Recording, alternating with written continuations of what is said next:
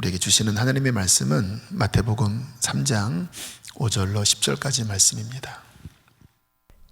이때에 예루살렘과 온 유대와 요단강 사방에서 다 그에게 나와 자기들의 죄를 자복하고 요단강에서 그에게 세례를 받더니 요한이 많은 바리새인들과 사두개인들이 세례 베푸는 데로 오는 것을 보고 이르되 독사의 자식들아 누가 너희를 가르쳐 임박한 진노를 피하라 하더냐. 그러므로 회개에 합당한 열매를 맺고 속으로 아브라함이 우리 조상이라고 생각하지 말라. 내가 너희에게 이르노니 하나님이 능히 이 돌들로도 아브라함의 자손이 되게 하시리라. 이미 도끼가 나무 뿌리에 놓였으니 좋은 열매를 맺지 아니하는 나무마다 찍혀 불에 던져지리라. 아멘. 오늘 설교 제목이 회개에 합당한 열매를 맺으라 라고 하는 제목인데요. 이 제목 자체가 오늘 메시지의 전부라고 할 수 있겠습니다. 그래서 우리 마음 안에 회개에 합당한 열매를 맺으라 하는 이 말씀 자체를 계속 마음에 새기면서 하나님 말씀 앞에 나아갔으면 좋겠습니다. 이제 세례 요한이 본격적인 사역을 시작했을 때 이스라엘 백성들에게 회개의 세례를 베풀었지요. 이스라엘 전역에서 요한에게 나와서 그 요단강 물에 몸을 씻으면서 세례를 받는 대역사가 일어났습니다. 그 자리에 바리새인과 사두개인들도 나왔다고 오늘 본문의 말씀을 하십니다. 그런데 요한이 바리새인과 사두개인들이 세례 베푸는데 나오는 것을 보고 그들을 이렇게 꾸짖었어요. 오늘 7절 말씀, 독사의 자식들아, 무시무시한 말씀이죠. 누가 너희를 가르쳐 임박한 진노를 피하라 하더냐. 하나님의 심판이 임박했다. 너희들은 하나님 보시기에 독사의 자식들이다. 정말 최고의 그런 경고의 메시지를 날립니다. 왜 요한이 세례 베푸는 곳까지 나온 바리새인과 사두개인들에게 이러한 독설 같은 말을 했을까요? 8절로 9절에 그 이유가 나와요. 함께 읽어보실까요? 그러므로 회개에 합당한 열매를 맺고 속으로 아브라함이 우리 조상이라고 생각하지 말라. 내가 너희에게 이르노니 하나님이 능히 이 돌들로도 아브라함의 자손이 되게 하시리라. 삶의 변화 없이 성전만 왔다 갔다 하는 것 가지고는 너희들이 하나님의 자녀로서 마땅한 모습이 아니라는 거예요. 서기관과 바리새인들은 그 당시에 종교 지도자급에 속한 사람들이었거든요. 그래서 성경 지식도 알고 있었고 사람들에게 나름 존경받는 그러한 위치에 있는 사람들이었습니다. 그런데 하나님의 눈으로 봤을 때 그들의 삶에 정말 그 말씀대로 살아가는 열매가 없다라는 거예요. 입으로는 이야기하지만 하나님의 눈 안에는 회개에 합당한 열매가 없이 그냥 성경 지식 알고 성전 왔다 갔다 하면서 우리는 아브라함의 후손이니까, 우리는 모세의 제자니까 우리는 하나님 잘 섬기는 거야, 웃기지 말라 이거죠. 그와 같은 모습은 하나님이 받아주시지 않는다. 그러면서 10절에 이렇게 경고를 합니다. 이미 도끼가 나무 뿌리에 놓였으니 좋은 열매를 맺지 아니하는 나무마다 찍혀 불에 던져지리라. 심판이 코앞에 와 있다라는 거예요. 계속해서 그와 같은 나쁜 열매를 맺는다면 이제 뿌리에 놓인 그 도끼가 찍혀져서 너희들은 하나님의 심판의 불 가운데로 들어갈 것이다 라고 강한 경고를 했습니다. 실제 역사적으로 이 예언이 이루어져 버리고 말았어요. 세례 요한 이후에 예수님이 오셔서 또 한 번의 기회를 주셨고, 그리고 오순절에 성령이 임하셔서 또 한 번의 기회를 주셨지만 끝내 이들은 회개하지 않았고 AD 70년에 로마에 의하여 이스라엘은 무참히 무너져 버리고 말았어요. 예루살렘 성은 돌 위에 돌 하나 남지 않을 정도로 완전히 회파되었고, 그곳에 있었던 사두개인, 바리새인, 제사장들은 처참하게 살해를 당하면서, 또 남은 백성들은 온 열방에 디아스포라라고 하는 이름으로 흩어져서 나라 없는 민족으로 2000년 동안 유리방황하면서 여러 민족들에게 온갖 수모와 멸시를 당하는 그러한 심판을 받게 되었습니다. 왜 그랬을까요? 회개하지 않았기 때문에.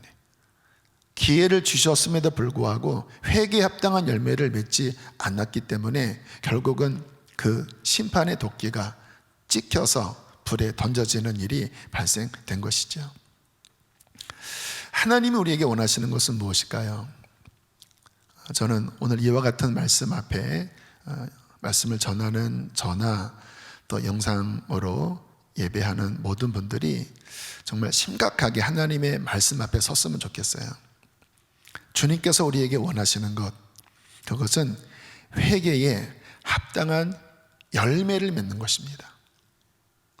회개에 합당한 삶의 열매를 맺는 것.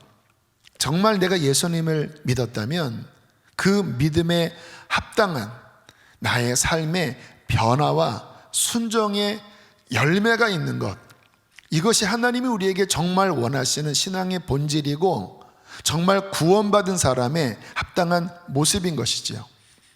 우리가 교회를 다니고 성경 지식을 가지고 있고 또 여러 가지 직분을 가지고 있지만 실제 우리의 삶에 여전히 죄가 있고 회개하라고 하는 하나님의 경고 앞에 회개하지 않고 계속해서 죄의 열매만 맺는다면 세례 요한이 사두개인과 바리새인들에게 경고했던 그 말씀이 곧 우리에게 떨어지는 말씀이 아니겠습니까? 정말 도끼가 나무 뿌리에 놓여 있어 회개에 합당한 열매를 맺지 아니하면 찍혀 불에 던져진다고 하는 그 말씀이 동일하게 우리에게도 이루어져야 되겠죠. 그래서 오늘은 좀 우리 마음에 부담이 되겠지만 그래서 저는 기도한 거예요. 이와 같은 말씀 앞에 우리의 마음과 삶을 돌아보면서 과연 나는 하나님 앞에 회개에 합당한 열매를 맺고 있는가? 하나님이 받으실 만한 그러한 열매를 한 해 한 해 지나면서 맺고 있는가? 살피셔야 된다는 거예요.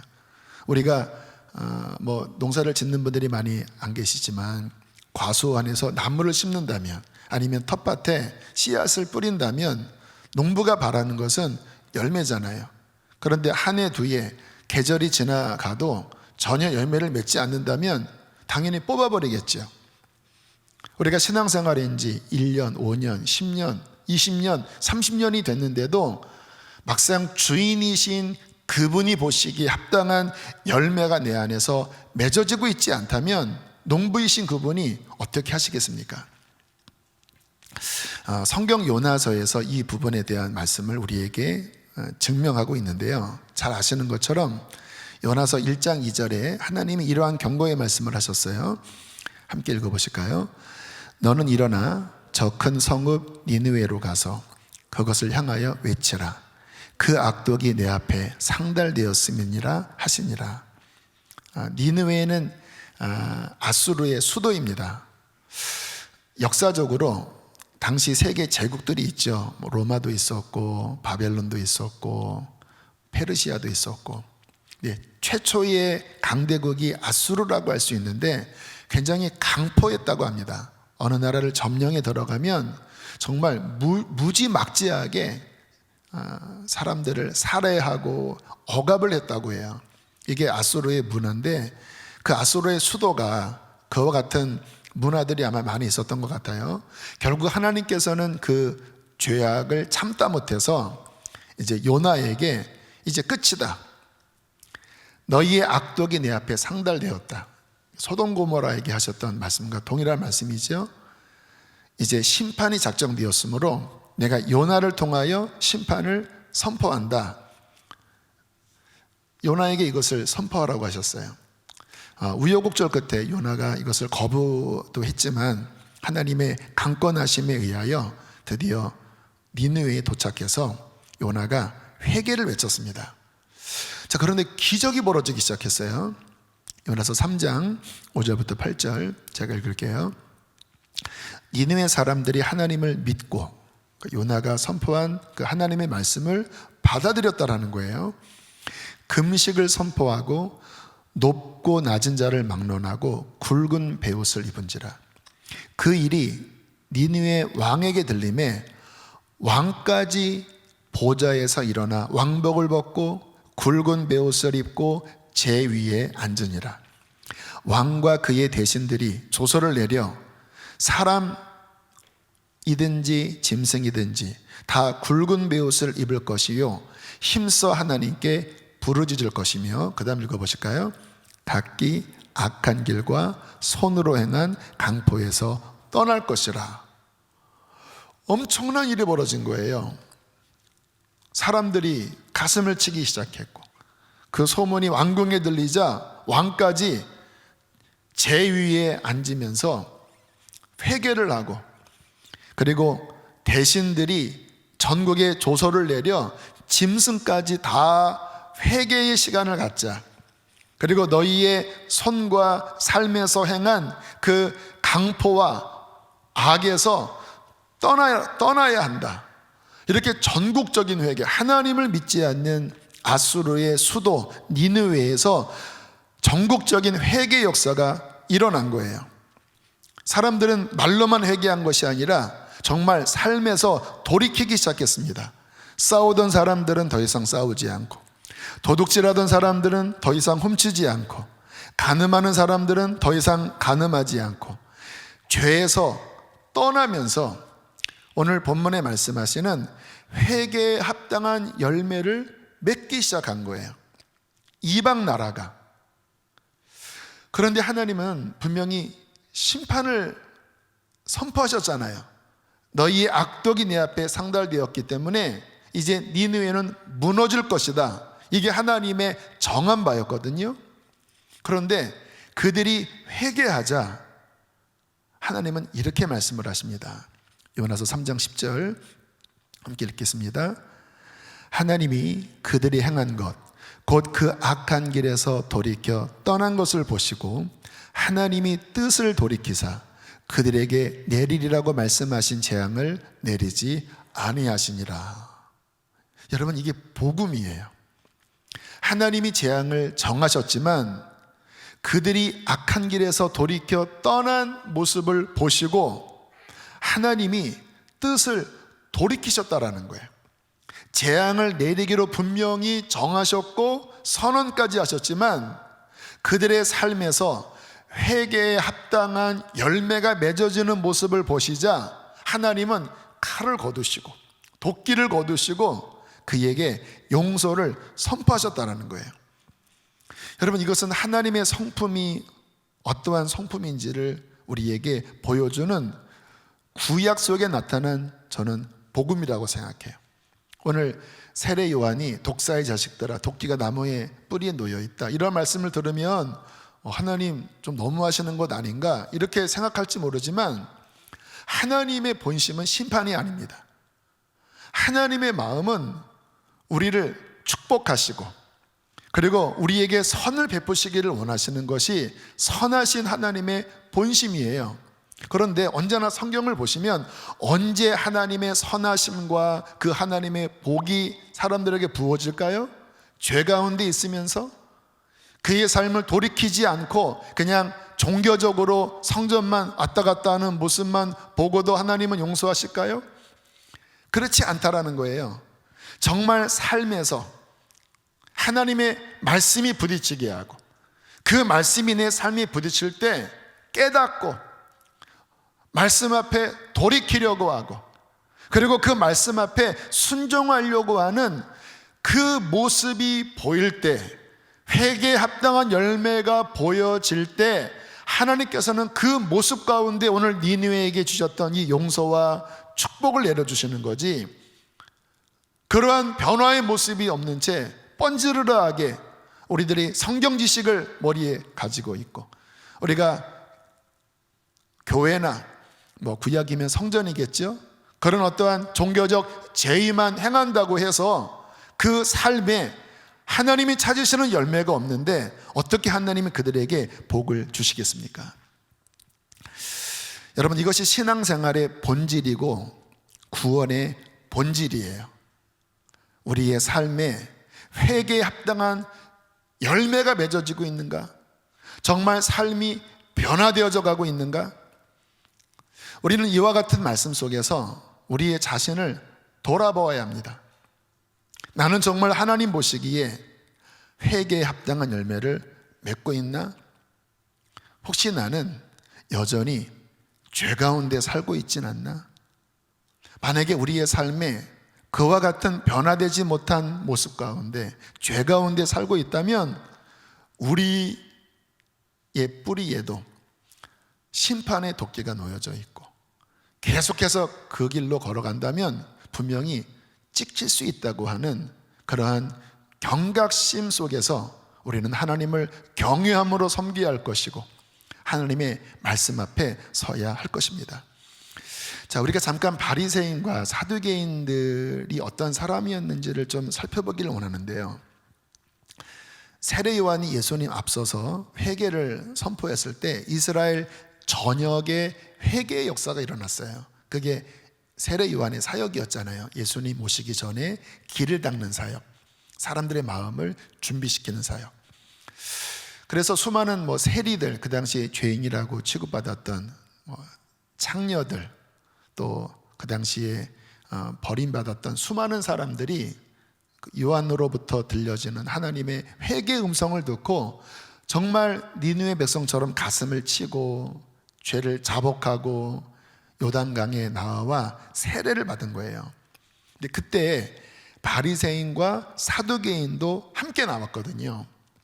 그런데 말씀을 보면 바리새인과 사두개인들이 나온 목적은 회개하기 위하여 나온 것은 아니었던 것으로 보여집니다. 그러니까 우리가 말씀을 그냥 표면적으로 보면 그들도 회개하러 나왔는데 요한이 책망했구나 이렇게 볼 수 있는데, 말씀을 이렇게 전체적으로 보면 바리새인과 사두개인들은 좀 다른 태도로 나온 거예요. 어떤 태도였을까요? 지금 뭔 일이 벌어진 거야. 분명히 뭔가 들썩들썩 하는 거 보니까 뭔가 하나님이 역사하시는 것 같기는 한데, 저런 사람들이 막 가슴을 찢는 걸 보니까 뭔가 일어나는 것 같기는 한데 본인들은 팔짱 끼고 있는 거예요. 쟤 회개하는구나. 그래, 세리들 회개해야지. 저 창녀들 회개해야지. 왜? 우리가 봐도 죄인이니까. 그런데 본인들은 아니라고 생각한 거예요. 그 부분에 대해서 예수님이 나중에 이들과 언쟁을 벌이실 때 이와 같은 말씀을 하셨습니다. 마태복음 21장 32절 함께 읽으실까요? 요한이 의의 도로 너희에게 왔거늘 너희는 그를 믿지 아니하였으되 세리와 창녀는 믿었으며 너희는 이것을 보고도 끝내 뉘우쳐 믿지 아니하였도다. 주님께서 당시 상황을 정확하게 보여주신 거예요. 요한이 의의 도를 선포했을 때, 심지어는 너희의 적나라한 죄를 회개하라고 선포했을 때 너희는 완악한 마음으로 끝끝내 그 요한의 선포를 믿지도 않고 돌이키지도 않았다. 그러나 그 당시에 오히려 세리와 창녀들은 회개를 했다. 그런데 너희들은 성경 지식을 가지고 있다고 자부했지만 팔짱을 끼고 판단만 하고 정죄만 하고 생각만 했지 하나님이 원하시는 회개에 합당한 열매는 맺지 못했다고 주님께서 말씀을 하신 것입니다. 여러분, 참 두려운 모습이에요. 왜냐하면 이와 같은 모습이 우리에게도 있을 수 있는 거거든요. 하나님의 말씀이 이렇게 비껴나가는 거예요. 어떤 말씀을 들으면 그래, 그 사람 회개해야지, 그래, 저 사람 회개해야지, 그렇게까지는 생각하는데 하나님은 아니야. 이 독사의 자식아, 누가 너에게 임박한 진노를 피하라고 너에게 누가 경고를 하냐. 네가 목사냐? 네가 교회 지도자냐? 이미 도끼가 나무 뿌리에 놓여 있으니 너도 회개하지 않으면 찍혀서 불에 던져지는 거야.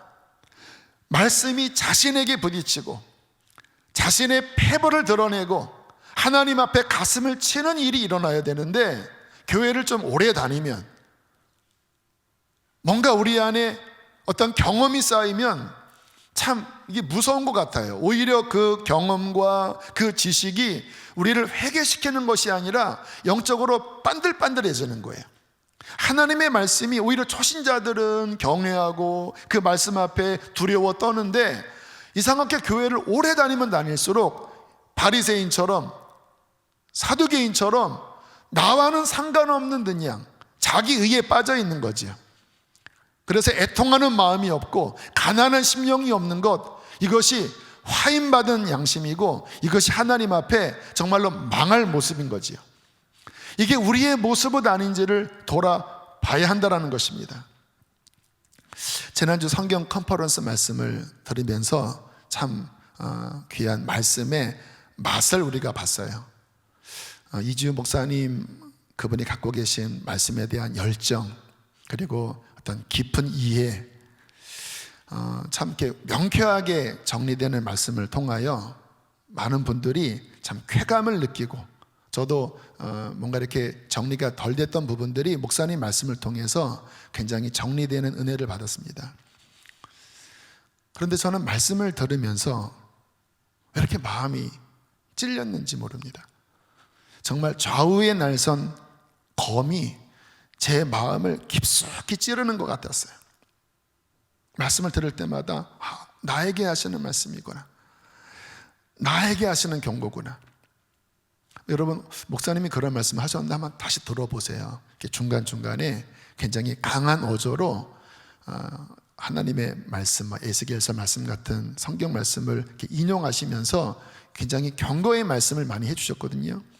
근데 정말 좌우에 나선 검처럼 제 깊은 곳에 깊이 박히고 깊이 찔리고, 나도 회개하지 않으면 하나님이 나 버리실 수도 있겠다.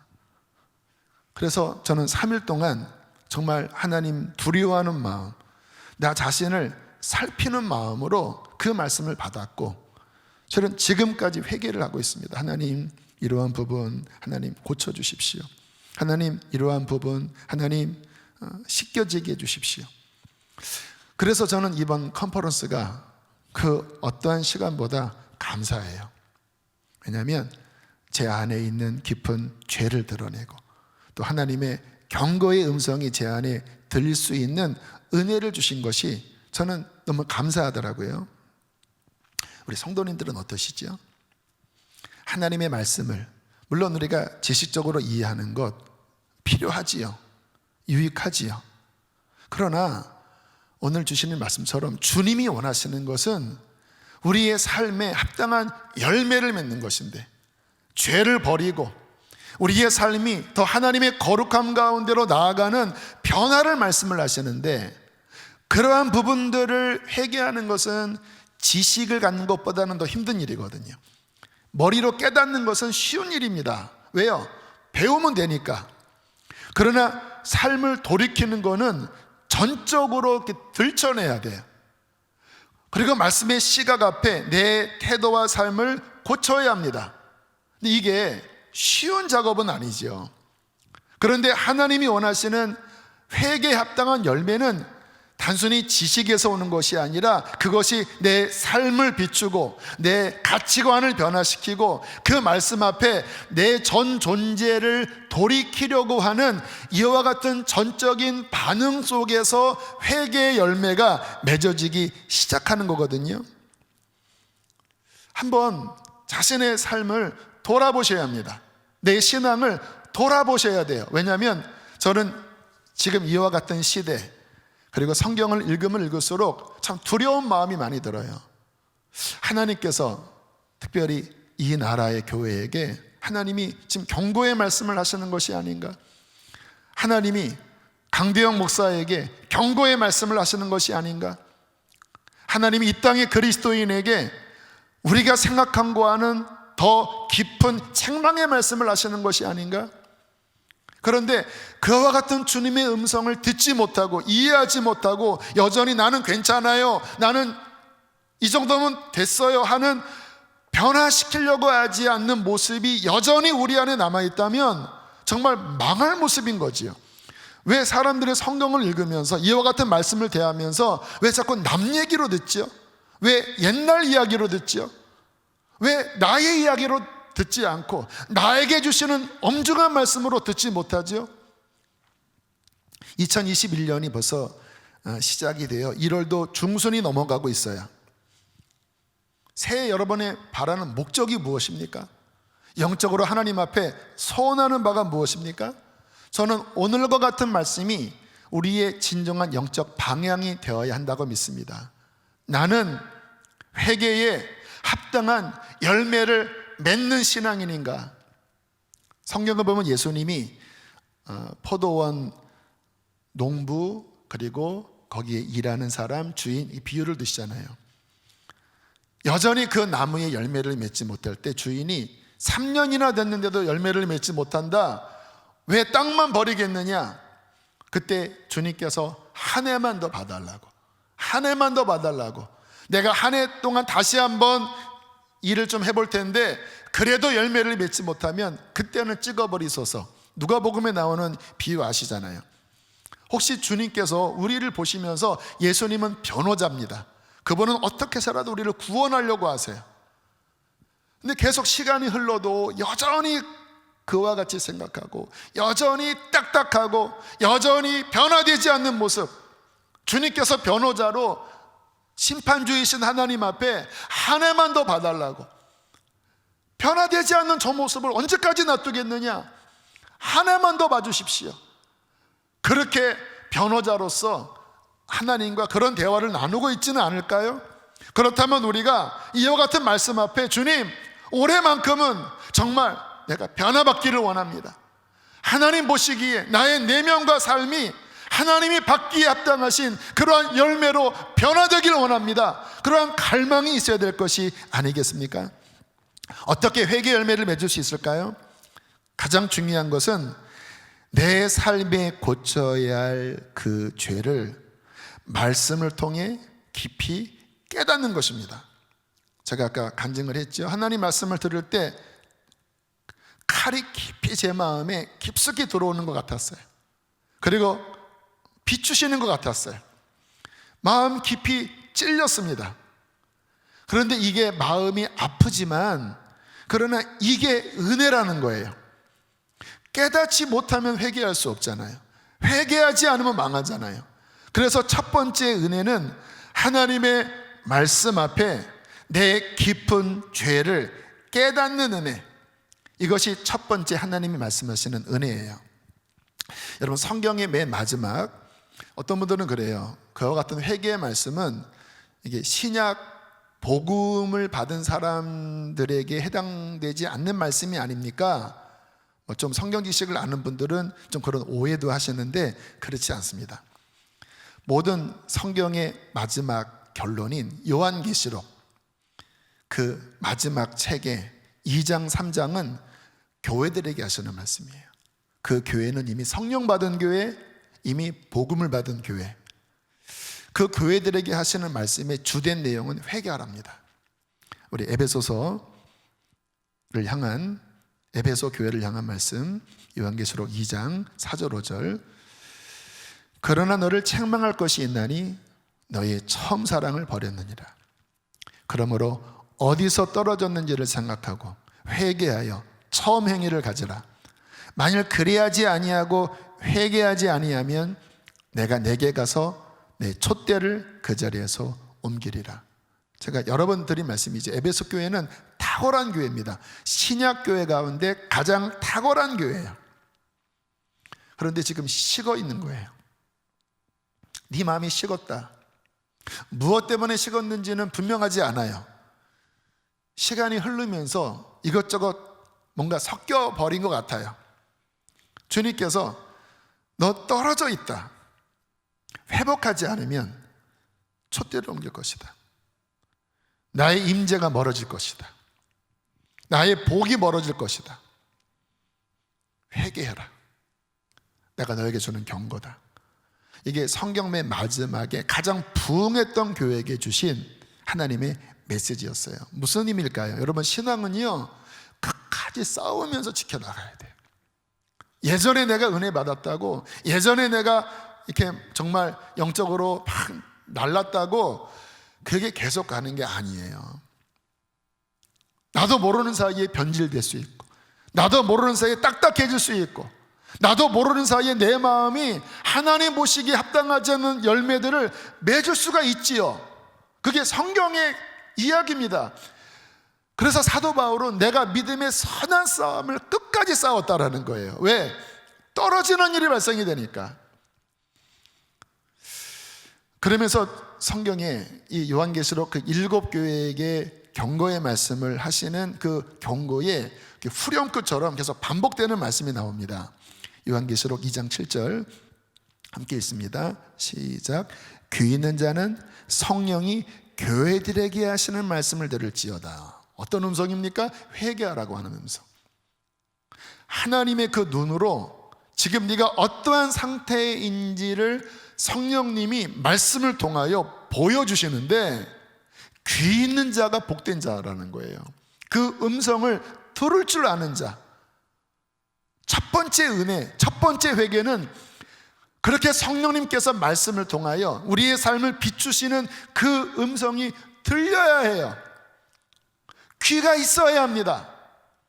바리새인처럼 사두개인처럼 정말 독사의 자식이라고 외치고 도끼가 나무 뿌리에 놓여있다고 외쳐도 팔짱 끼고 반들반들한 마음으로 말씀을 요리 피하고 저리 피하고 저 사람에게 적용하고 저 사람에게 적용하지만 막상 그 말씀이 자신의 마음을 찌르지 못한다면 망하는 것이죠. 성령이 교회들에게 하시는 말씀을 들을지어다. 그 귀를 가져야 한다. 라오디게아 교회, 그 7교회 중에 마지막 교회죠. 3장 17절에 이렇게 말씀합니다. 내가 말하기를 나는 부자라 부유하여 부족한 것이 없다고 하나, 실제 부자 교회였거든요. 그러나 실상을 말하는데 내 곤고한 것과, 영적인 모습이에요, 가련한 것과, 영적으로 가난한 것과, 영적으로 네 눈이 멀어버린 것과, 영적으로 너의 뻘거벗은 것을 내가 알지 못하는도다. 주님의 눈이었어요. 스스로는 몰랐습니다. 우리 잘 살아요. 우리 부족한 거 없어요. 우리 예배당 잘 졌어요. 이 정도면 괜찮지 않아요? 그리고는 연회를 즐기고 종교의식을 행했지만 주님께서 말씀하시는 거예요. 네 실상을 알라. 너는 헐벗었고 네 눈은 멀어있고 너는 영적으로 가련한 자고 너는 불쌍하기 짝이 없는 자다. 3장 15절 16절 함께 읽겠습니다. 내가 내 행위를 아노니 내가 차지도 아니하고 뜨겁지도 아니하도다. 내가 차든지 뜨겁든지 하기를 원하노라. 내가 이같이 미지근하여 뜨겁지도 아니하고 차지도 아니하니 내 입에서 너를 토하여 버리리라. 보통 좀 잘 사는 지역의 크리스찬들은 영적으로 잘 열심을 내지 않는 경우가 많아요. 물론 우리 교우는 저는 안 그렇다고 보는데 아무래도 부족함이 없으니까 조금 어려운 분들이 더 간절하게 기도하고 더 뜨거운 신앙이에요. 여러분, 우리의 신앙이 뜨겁지 않을 때, 주님을 향하여 간절하지 않을 때 주님은 그 모습을 역겨워하신다는 것 아십니까? 주님께 찬양을 드릴 때도, 주님께 기도할 때도 간절함이 없어요. 하나님을 섬기는 것 그렇게 열심히지 않아요. 그냥 일주일에 한 번, 요즘은 예배당도 못 나오시지요. 시간 될 때 인터넷 예배 보고, 그것도 자꾸 이렇게 카톡도 보고 다른 거 보다가 그냥 개슴푸리한 눈으로 봤다. 게으르기 짝이 없는 거죠. 미지근한 모습이죠. 어떻게 주님을 향한 뜨거운 마음이 있는데 그렇게 예배할 수 있겠습니까? 정말 목마른 마음으로 하나님 말씀 앞에 나 주님 교회 못 나가면 나는 살 수 없어요. 주님 나 목말라요. 그런 마음이 있는 게 뜨거운 사람의 정상적인 모습이죠. 다시 말씀을 보세요. 15절 16절 내가 내 행위를 아노니 내가 차지도 아니하고 뜨겁지도 아니하도다. 내가 차든지 뜨겁든지 하기를 원하노라. 내가 이같이 미지근하여 뜨겁지도 아니하고 차지도 아니하니 내 입에서 너를 토하여 버리리라. 이게 라오디게아 교회를 향한 주님의 실제 마음이었어요. 뒤에는 뭐라고 말씀하냐면 내가 사랑했기 때문에 너를 책망하는 것이다. 그런 미지근한 모습으로 사는 것을 내가 견딜 수 없어서 그렇게 살면 망하니까 너를 사랑하기 때문에 내가 책망을 내는 것이다. 열심을 내라. 회개하라. 이게 하나님의 음성이었거든요.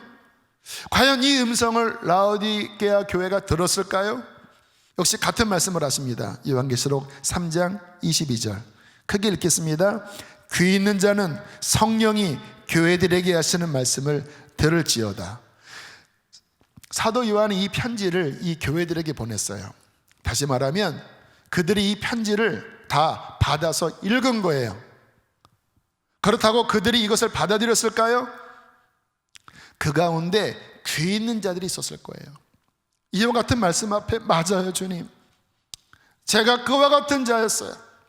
제 영적인 모습은 가련하고 헐벗은 거 맞아요. 주님, 저는 미지근한 자예요. 하나님, 어떻게 해요? 주님, 다시 저를 회복하여 주시고 뜨겁게 주님을 사랑할 수 있도록 주님, 저에게 용서의 은총을 베풀어 주세요. 보혈로 씻겨주세요. 이렇게 받아들이는 사람이 소수 있었겠지요. 에베소 교회에서도 너 회개치 않으면 촛대를 옮길 거야. 너 어디서 떨어졌는지를 돌이켜봐. 너 지금 식어 있어. 그와 같은 편지를 받았을 때 어떤 사람은 뭐 있던 게 다 있어. 우리가 얼마나 대단한 교회인데, 우리 열심히 하나님 섬기고 있는데 뭐 이런 편지가 다 있어. 이거 잘못 받은 거야 하는 사람도 있었겠고, 개중에 어떤 사람은 가슴을 치면서 하나님 맞습니다. 내가 식었습니다. 내가 떨어져 있습니다. 하나님의 임재에서 멀어져 있습니다. 하나님 도와주세요. 이런 사람들이 있었겠지요. 여러분, 누가 귀 있는 자입니까? 하나님의 음성이 마음에 들어올 줄 아는 사람들, 그 말씀 앞에 두려워 떨 줄 아는 사람들, 그리고 그 말씀 앞에 정말 삶을 전적으로 돌이키려고 하나님 앞에 기도하고 회개하고 살피는 사람들, 그가 영적인 귀가 있는 사람이지요. 여러분, 우리의 신앙생활 마찬가지입니다. 첫 번째 중요한 것은 뭐냐면요, 오늘도 제가 말씀을 전할 때 이게 잘못하면 사람들 이게 받아들이지 않고 그냥 이렇게 튕겨나가는 말씀일 수 있겠다. 오늘 그런 말씀이잖아요. 좀 준비하는 기도를 30초라도 제가 평상시에 주일 설교 이렇게 한 적이 없잖아요. 들려야 되거든요. 첫 번째는 하나님의 음성이 깨달아져야 합니다. 이와 같은 말씀 앞에 자신이 비춰져야 돼요. 그리고 두 번째는 내 마음이 부드러워서 연해서 그와 같은 말씀 앞에 해야 된다는 거예요. 나에 대한 말씀입니다. 주님의 경고입니다. 하나님, 주님 어떻게 해야 되겠습니까? 이게 찔려야 돼요. 그래서 성경에 이 부드러운 마음을 굉장히 중요하게 여기십니다. 이렇게 말씀이 들려도 어떤 사람은 이렇게 부드러운 마음을 갖고 있는 사람들이 있거든요. 주로 초신자들이 많이 그렇더라고요. 그분들은 하나님의 말씀 앞에 이렇게 찔림을 받아요. 그리고 그 말씀 앞에 반응을 보입니다. 이 사람이 복된 사람이거든요. 이게 온유한 마음을 가진 자이고, 이게 심령이 가난한 자이고, 이게 애통하는 자예요. 그 팔복의 앞부분이 이와 같은 자예요. 근데 이게 마음이 강팍한 사람이 있어요. 딱딱한 사람이 있어요. 여러분, 땅에다가 씨를 심을 때 딱딱하면 그 씨야 다 날아갑니다. 새들이 먹든지 썩어버려요. 하나님 말씀이 들어가야 되는데 강팍한 사람이 있어요. 누가 제일 강팍한지 아세요? 목사 같은 사람들, 교회 오래 다닌 사람들, 성경 지식이 반들반들 있는 사람들, 자기 의의가 강한 사람들, 말씀이 안 들어와요. 그게 바리새인 서기관입니다. 이렇게 팔짱 낍니다. 이렇게 싹싹 피해가요. 변화되지 않아요. 회개에 합당한 열매를 맺으라고 할 때 그 말씀이 우리의 삶을 뒤집어 놓고 변화시킬 수 있는 그러한 부드러운 마음, 이와 같은 마음을 갖도록 하나님 앞에 정말 마음을 갈아엎는 회개를 하시고 하나님 앞에 끊임없이 부드러운 심령, 마음밭을 갖도록 이 마음을 유지하는 것은 너무너무나 중요한 일입니다. 1년 동안 코로나의 시간을 지나면서 예배당 잘 나오지 못하고 아마 많은 분들의 마음밭이 황폐되어져 있을 것 같아요. 금방 딱딱해지거든요. 계속 갈아엎지 않으면 우리의 마음은 세상, 육신, 죄 이런 것들이 뒤범벅되면서 딱딱해져 버리거든요. 그게 저주받을 모습입니다. 엉겅퀴가 나와요. 원망, 불평, 죄에 대한 욕구 이런 것들이 막 나와요. 그게 불살라질 마음이에요. 저주받은 마음이에요. 신앙은 무엇입니까? 마음을 갈아엎어야 돼요. 부드럽게 해야 돼요. 하나님이 어떤 말씀을 하시든 어린아이가 책망할지라도 그 말씀 앞에 마음이 찔려하고 하나님 앞에 경유하는 마음을 갖는 이 마음을 유지하는 것, 이것이 우리의 삶이 변화되는 회개에 합당한 열매를 맺게 하는 너무나 귀중한 마음이라는 것입니다. 만약에 우리 안에 그 딱딱한 마음을 계속 갖고 있다면 어떤 일이 벌어질지 로마서 2장은 이렇게 경고를 합니다. 함께 우리 큰 소리로 읽겠습니다. 우리 자신에게 이 말씀을 꽂히게 해야 돼요. 시작. 혹 내가 하나님의 인자하심이 너를 인도하여 회개하게 하심을 알지 못하며 그의 인자하심과 용납하심과 길이 참으심이 풍성함을 멸시하느냐? 다만 내 고집과 회개하지 아니한 마음을 따라 진노의 날 곧 하나님의 의로우신 심판이 나타나시는 그날에 이 말 진노를 내게 쌓는도다. 계속 그렇게 가면 하나님이 용서하시고 또 참으시고 기다리시지만 계속 너의 그 완고한 마음, 내 회개치 아니하는 딱딱한 마음 속에 머물러 있다면, 회개에 합당한 열매를 맺지 못하는 그 상태에 머물러 있다면 진노의 날, 하나님의 의로우신 심판이 나타나는 그날에 너에게 진노가 쌓여져서 내릴 것이라고 경고하고 있는 것입니다. 다시 이 말씀을 가지고 우리 자신을 돌아봅시다. 정말 회개에 합당한 열매를 맺고 계십니까? 마음을 갈아엎고 계십니까? 그 말씀 앞에 내 삶을 변화시키려고 하는 부드러운 마음이 있으신가요? 그와 같은 마음이 있다면 여러분 축복합니다. 하나님은 그러한 사람들을 사랑하셔요. 아까 요나서에 말씀하셨잖아요. 하나님의 본심은 심판이 절대 아닙니다. 저주하시는 게 하나님의 마음이 아니에요. 용서하고 싶어 해요. 그런데 여전히 죄 가운데 있으면서 회개하는 마음을 갖지 않는데 어떻게 공의로운 하나님이 그를 심판하지 않겠습니까? 그러나 그의 마음이 정말로 돌이키려고 한다면 예수 그리스도의 피가 그에게 뿌려지고 주님의 그 중보의 은총을 통하여 당신은 변화되고 당신의 마음은 회복되고 다시 기쁨이 일어나고 평강이 일어나고 성령의 생수가 부어지고 하나님의 아름다운 신앙인으로서의 열매가 맺어지는 역사가 시작되게 될 것입니다. 2021년 무엇을 소망하고 계시나요? 2021년 여러분의 기도 제목은 무엇입니까? 여러분 먼저 이것부터 하십시오. 주님, 회개에 합당한 열매를 맺게 하여 주십시오. 그 부분이 우리 안에 온전하게 일어날 때 그 바깥의 문제들은 하나님의 통치 속에서 다 자연스럽게 정리되고 또 하나님의 풀어주심으로써 여러분의 삶을 복되게 하여 주실 것입니다. 마지막 과제를 목장을 통해서 드릴 텐데요. 제가 어제 말씀을 준비하고 그 전에 했던 그런 회개에 관한 설교를 한번 쳐봤더니 몇 가지가 이렇게 추려지더라고요. 또 말씀 노트라고 하는 어떤 그 유튜브 사이트에서 제가 전한 말씀을 10분짜리로 잘 편집한 말씀들이 있어서 10개, 설교 5편, 말씀 노트 5편을 회개에 관한 부분들을 짝으로 해서 5일 동안 목장을 통해서 나눌게요. 그래서 여러분들 이렇게 들으시고 또 삶을 점검하시고, 그래서 한 주 앞으로도 계속 하셔야 되겠지만 좀 깊게 우리를 돌아보는 그런 시간을 갖기를 원합니다. 함께 이 시간 찬양하시겠습니다.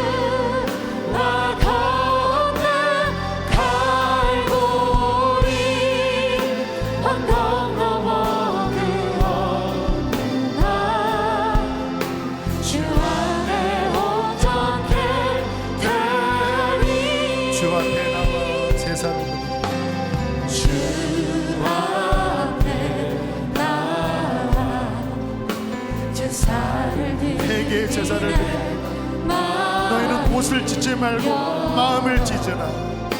내 삶을 드리네. 주를 봅니다. 끝없는 사랑 나 회복시키네. 이제 눈 들어 이제는 십자가의 주님을 바라봅니다. 그 능력 날 새롭게 해. 주님의 사랑 날 만지시니 내 모든 두려움 사라지네. 폭풍 속에도 춤을 들고 믿음으로 주와 함께 갈보리 언덕 넘어 그 어느 날 우리 다시 한번 고백합니다.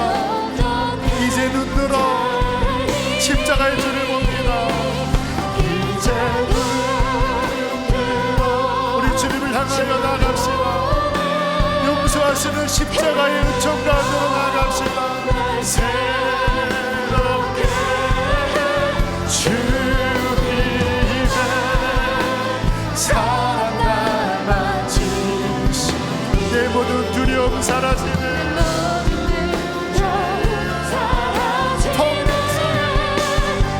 폭풍 속에도 춤을 들고 믿음으로 주와 함께 갈보리 언덕 넘어 그 어느 날 주 안에 어떻게 되니. 하나님, 내 마음이 식어 있습니다. 내 영혼이 병들어 있습니다. 하나님, 주의 임재 가운데 멀어져 있습니다. 내 마음이 딱딱해져 있습니다. 하나님, 이 시간 회개합니다. 갈아엎어 주시고 하나님의 말씀이 내 마음을 깊이 찔러 싸우니 주님, 회개에 합당한 열매가 맺어지게 하여 주시옵소서. 다시 이전 첫사랑을 회복하여 주시고 다시 하나님 주님 안에 성결함과 거룩함으로 나의 온 마음을 다하여 주님을 섬기게 하여 주시옵소서. 우리 주여 크게 한번 부르시고 기도하시겠습니다. 주여,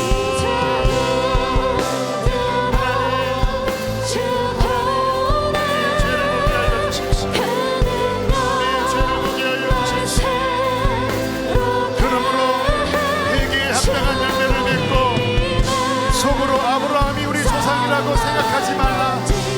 하나님이 능히 돌들로도 아브라함의 자손이 되게 하시리라. 이미 도끼가 나무 뿌리에 놓였으니 좋은 열매를 맺지 아니하는 나무마다 찢겨 불에 던져지리라. 하나님, 애통하게 이 말씀을 받습니다. 애통하게 이 말씀을 받습니다. 하나님, 주의 말씀이 우리의 심령 패분을 깊이 찔러 쪼개게 하여 주시옵소서. 하나님의 말씀은 살았고 운명력이 있어 좌우의 날선 어떤 것보다 예리하여 헛과 영과 한결과 불쑥까지라도 찔러 쪼개고 우리 속에 있는 숨은 것들을 드러낸다고 하셨습니다. 하나님 아버지, 하나님의 말씀으로 도려내어 주시고 죄악들이 잘라지게 하여 주시고 우리의 삶에 부패된 것들이 도려내어지게 하여 주시옵소서. 주님, 보혈로 우리를 씻어주십시오. 회개하는 자에게 주님의 보혈의 은총으로 역사하여 주십시오. 어찌하여 땅만 버리겠느냐.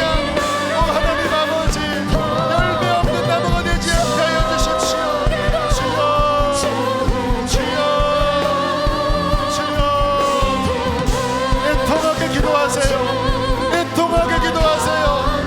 애통하게 기도하세요. 잠들어 있으면 망합니다. 잠들어 있으면 망합니다. 주여, 나를 깨워주시고 주여, 나를 돌이키게 하여 주시고 주여, 나를 거룩하게 달라고 기도하십시오. 주님, 주님, 주님, 주님, 주님. 회개 합당한 열매를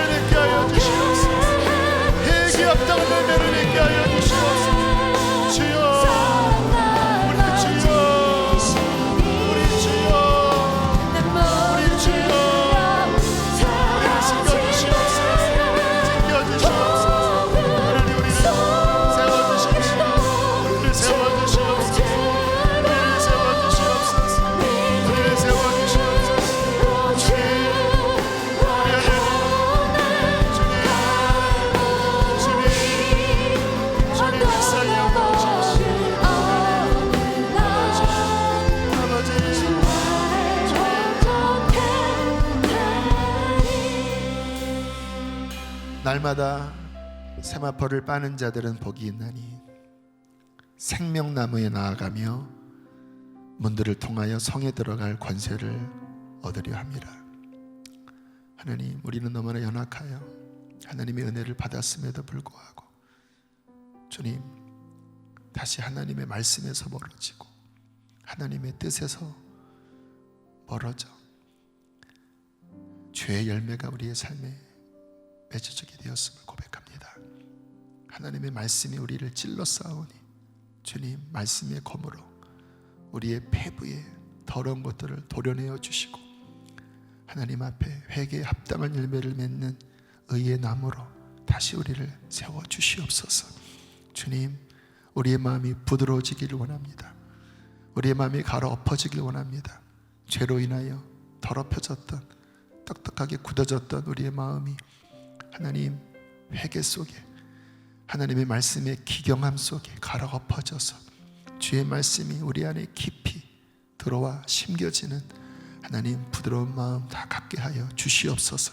코로나의 기간이 길어지면서 하나님 병든 영혼들, 잠든 영혼들, 식어버린 영혼들 하나님 다시 깨어나게 하시고 주님 다시 성령의 불을 내리셔서 뜨거워지게 하여 주시고 하나님 회개로서 정결함을 받는 하나님 새로운 시작이 2021년 1월달 일어나게 하여 주시옵소서.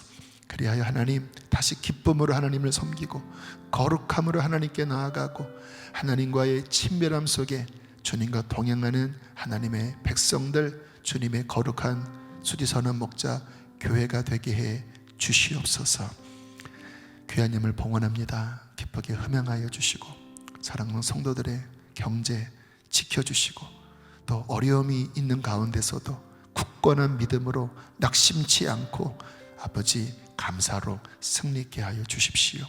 몸이 아픈 이들 주님 강건케 하여 주시고 무엇보다 코로나 확산 가운데 주님 이번 한 주도 사랑하는 교우들의 모든 발걸음, 호흡, 모든 삶을, 가정을, 일터를 주님의 보혈로 주님의 날개 그늘 아래로 보호하여 주십시오. 우리 교회도 하나님 보호하여 주시옵소서. 이제는 우리를 죄에서 건지신 예수 그리스도의 은혜와 하나님 아버지의 그 크신 사랑하심과 우리를 깊이 회개케 하시는 또 죄를 깨닫게 하시고 아름다운 열매를 맺도록 인도하시는 보혜사 성령님의 교통하심이 오늘 예배하는 모든 이들 안에 함께 하시기를 축원하옵나이다. 아멘.